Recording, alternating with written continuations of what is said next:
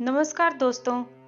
आप जानते ही होंगे कि गांधारी के श्राप के कारण श्री कृष्ण सहित सारे यदुवंशियों का नाश हो गया था।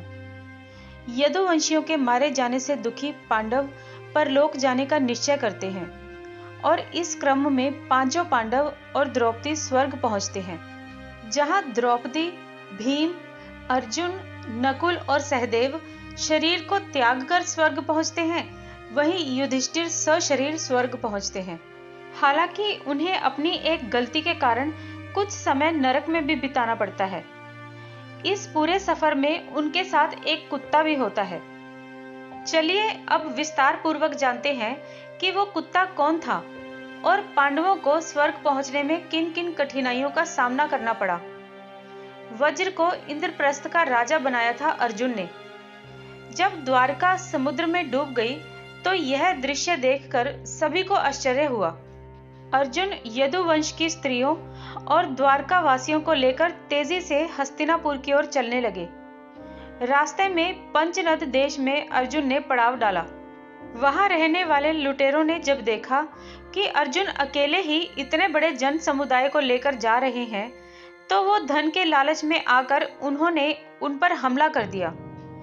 अर्जुन ने लुटेरों को चेतावनी दी, लेकिन फिर भी वे नहीं माने और लूटपाट करने लगे। तब अर्जुन ने अपने दिव्य अस्त्रों और शस्त्रों का स्मरण किया, लेकिन उसकी स्मरण शक्ति लुप्त हो चुकी थी। अर्जुन ने देखा कि कुछ ही देर में उसके तरकश के सभी बाण भी समाप्त हो गए। तब अर्जुन बिना शस्त्र के ही लुटेरों से युद्ध करने लगे, लेकिन देखते ही देखते लुटेरे बहुत सा धन और स्त्रियों को लेकर भाग गए। अस्त्रों का ज्ञान लुप्त हो गया, धनुष पर काबू नहीं चलता था, अक्षय बाण भी समाप्त हो गए। ये देखकर अर्जुन को बहुत बड़ा दुख हुआ। जैसे तैसे अर्जुन यदुवंशियों की बची हुई स्त्रियों और बच्चों को लेकर कुरुक्षेत्र पहुंचे। यहाँ आकर अर्जुन ने वज्र अर्थात श्री कृष्ण के पोते को इंद्रप्रस्थ का राजा बना दिया। रुक्मिणी, शैव्या, हेमवती और जामवंती आदि रानियां अग्नि में प्रवेश कर गई। शेष वन में तपस्या करने के लिए चली गई। बूढ़ों, बालकों और अन्य स्त्रियों को अर्जुन ने इंद्रप्रस्थ में रहने के लिए कहा। महर्षि वेदव्यास ने दिया था पांडवों को परलोक जाने का विचार। वज्र को इंद्रप्रस्थ का राजा बनाने के बाद अर्जुन महर्षि वेदव्यास के आश्रम पहुंचे। यहाँ आकर अर्जुन ने महर्षि वेदव्यास को बताया कि श्री कृष्ण, बलराम सहित सारे यदुवंशी समाप्त हो चुके हैं। तब महर्षि ने कहा कि यह सब इसी प्रकार होना था, इसलिए इसके लिए शोक नहीं करना चाहिए। तब अर्जुन ने यह भी बताया कि किस प्रकार साधारण लुटेरे उनके सामने ही यदुवंश की स्त्रियों को हरण करके ले गए और वे कुछ भी न कर सके।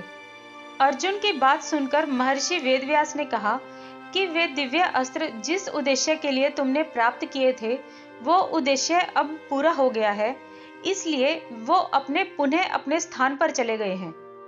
महर्षि वेदव्यास ने अर्जुन से यह भी कहा कि तुम लोगों ने अपना कर्तव्य पूरा कर लिया है, इसलिए अब तुम्हारे परलोक गमन का समय भी आ गया है और यही तुम्हारे लिए श्रेष्ठ भी है।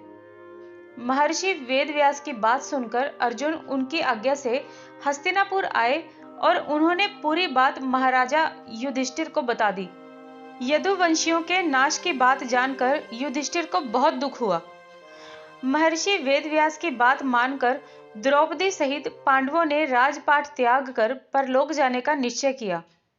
युधिष्ठिर ने युयुत्सु को बुलाकर उसे संपूर्ण राज्य की देखभाल का भार सौंप दिया और परीक्षित का राज्याभिषेक कर दिया। युधिष्ठिर ने सुभद्रा से कहा कि आज से परीक्षित हस्तिनापुर का तथा वज्र इंद्रप्रस्थ का राजा है, इसलिए तुम इन दोनों पर समान रूप से स्नेह रखना। इसके बाद पांडवों ने अपने मामा वसुदेव और श्री कृष्ण तथा बलराम आदि का विधिवत तर्पण और श्राद्ध किया। इसके बाद पांडवों और द्रौपदी ने साधुओं के वस्त्र धारण किए और स्वर्ग जाने के लिए निकल पड़े। पांडवों के साथ साथ एक कुत्ता भी चलने लगा। अनेक तीर्थों, नदियों और समुद्रों की यात्रा करते करते पांडव आगे बढ़ने लगे। पांडव चलते चलते लाल सागर तक आ गए। अर्जुन ने लोभवश अपना गांडीव धनुष और अक्षय तरकशों का त्याग नहीं किया था। तभी वहां अग्निदेव उपस्थित हुए और उन्होंने अर्जुन से गांडीव धनुष और अक्षय तरकशों का त्याग करने के लिए कहा। अर्जुन ने ऐसा ही किया। पांडवों ने पृथ्वी की परिक्रमा पूरी करने की इच्छा से उत्तर दिशा की ओर यात्रा की। सबसे पहले द्रौपदी गिरी थी स्वर्ग जाने के रास्ते में। यात्रा करते करते पांडव हिमालय तक आ पहुंचे। हिमालय लांघकर पांडव आगे बढ़े तो उन्हें बालू का समुद्र दिखाई पड़ा। इसके बाद उन्होंने सुमेरु पर्वत के दर्शन किए। पांचों पांडव, द्रौपदी और वह कुत्ता तेजी से आगे बढ़ चलने लगे। तभी द्रौपदी लड़खड़ाकर गिर पड़ी। द्रौपदी को गिरा देखकर भीम ने युधिष्ठिर से कहा कि द्रौपदी ने कभी कोई पाप नहीं किया, तो फिर क्या कारण है कि वो नीचे गिर पड़ी।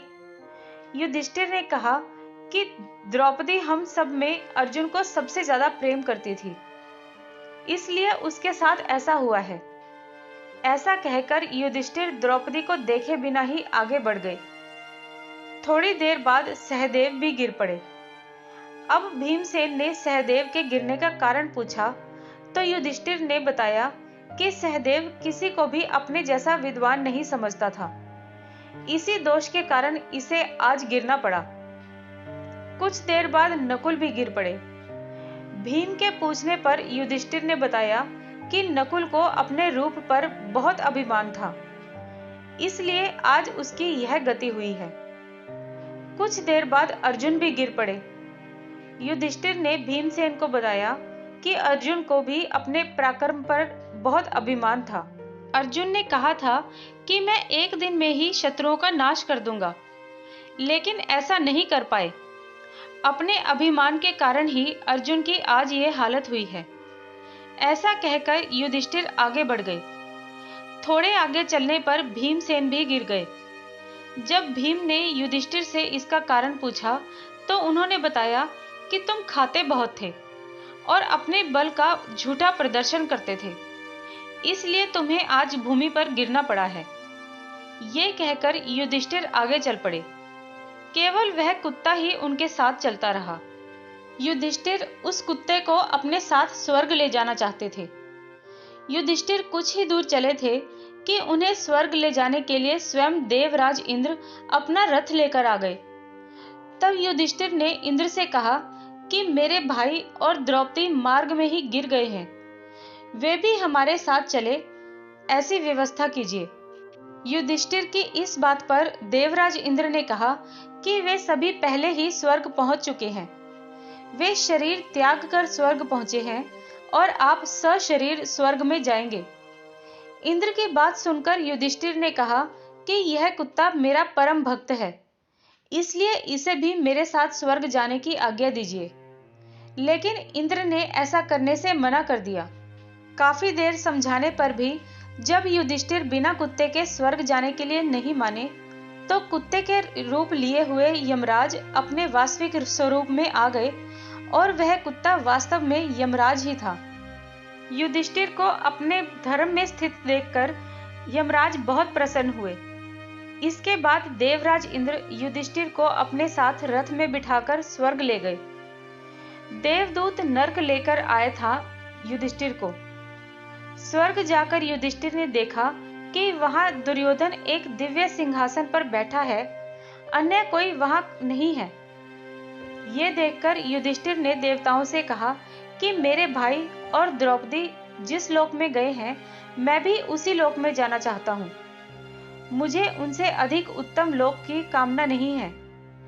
तब देवताओं ने कहा कि यदि आपकी ऐसी ही इच्छा है तो आप इस देवदूत के साथ चले जाइए, यह आपको अपने भाइयों के पास पहुंचा देगा। युधिष्ठिर उस देवदूत के साथ चले गए। देवदूत युधिष्ठिर को ऐसे मार्ग पर ले गया जो बहुत ही खराब था। उस मार्ग पर घनघोर अंधेरा था। उसके चारों ओर से बदबू आ रही थी। इधर उधर मुर्दे दिखाई दे रहे थे। लोहे की चोंच वाले कौवे और गिद्ध मंडरा रहे थे। वह असीपत्र नामक नरक था। वहां की दुर्गंध से तंग आकर युधिष्ठिर ने देवदूत से पूछा कि हमें इस मार्ग पर और कितनी दूर चलना है और मेरे भाई कहाँ हैं? युधिष्ठिर की बात सुनकर देवदूत बोला कि देवताओं ने कहा था कि जब आप थक जाएं तो आपको लौटा लाऊं। यदि आप थक गए हों तो हम पुनः लौट चलें। युधिष्ठिर ने ऐसा ही करने का निश्चय किया। इसलिए युधिष्ठिर को देखना पड़ा था नर्क। जब युधिष्ठिर वापस लौटने लगे तो उन्हें दुखी लोगों की आवाज सुनाई दी। वे युधिष्ठिर से कुछ देर वहीं रुकने के लिए कह रहे थे। युधिष्ठिर ने जब उनसे उनका परिचय पूछा तो उन्होंने कर्ण, भीम, अर्जुन, नकुल, सहदेव और द्रौपदी के रूप में अपना परिचय दिया। तब युधिष्ठिर ने उन देवदूतों से कहा कि तुम पुनः देवताओं के पास लौट जाओ। मेरे यहाँ रहने से यदि मेरे भाइयों को सुख मिलता है तो मैं इस दुर्गम स्थान पर ही रहूंगा। देवदूत ने यह बात जाकर देवराज इंद्र को भी बता दी। युधिष्ठिर को उस स्थान पर अभी कुछ ही समय बीता था कि सभी देवता वहां आ गए। देवताओं के आते ही वहां सुगंधित हवा चलने लगी। मार्ग पर प्रकाश छा गया। तब देवराज इंद्र ने युधिष्ठिर को बताया कि तुमने अश्वत्थामा को मारने की बात कहकर छल से द्रोणाचार्य को उनके पुत्र की मृत्यु का विश्वास दिलाया था। इसी के परिणाम स्वरूप तुम्हें भी छल से कुछ देर नरक के दर्शन करने पड़े। अब तुम मेरे साथ स्वर्ग चलो। वहां तुम्हारे भाई और अन्य वीर पहले से ही पहुंच गए हैं। इसके बाद देवराज इंद्र के कहने पर युधिष्ठिर ने देव नदी गंगा में स्नान किया। स्नान करते ही उन्होंने मानव शरीर त्याग करके दिव्य शरीर धारण कर लिया। इसके बाद बहुत से महर्षि उनकी स्तुति करते हुए उन्हें उस स्थान पर ले गए जहां उनके चारों भाई कर्ण, भीष्म, धृतराष्ट्र, द्रौपदी आदि आनंद पूर्वक विराजमान थे। वह भगवान का परम धाम था। युधिष्ठिर ने वहां भगवान श्री कृष्ण के दर्शन किए। अर्जुन उनकी सेवा कर रहे थे। युधिष्ठिर को आया देखकर श्री कृष्ण और अर्जुन ने उनका स्वागत किया। युधिष्ठिर ने देखा कि भीम पहले की तरह शरीर धारण किए हुए वायु देवता के पास बैठे थे। कर्ण को युधिष्ठिर ने सूर्य के समान स्वरूप धारण किए बैठे देखा। नकुल और सहदेव अश्विनी कुमारों के साथ बैठे थे। देवराज इंद्र ने युधिष्ठिर को बताया कि ये जो साक्षात भगवती लक्ष्मी दिखाई दे रही हैं, इनके अंश से ही द्रौपदी का जन्म हुआ था। इसके बाद इंद्र ने महाभारत युद्ध में मारे गए सभी वीरों के बारे में युधिष्ठिर को विस्तार पूर्वक बताया। इस प्रकार युधिष्ठिर ने अपने भाइयों और अन्य संबंधियों को वहां देखकर बहुत प्रसन्न हुए। पांडवों के स्वर्गारोहण के इस प्रसंग के साथ ही महाभारत कथा समाप्त हो जाती है। मित्रों, आज की ये कहानी आपको कैसी लगी मुझे कमेंट बॉक्स में जरूर बताएं।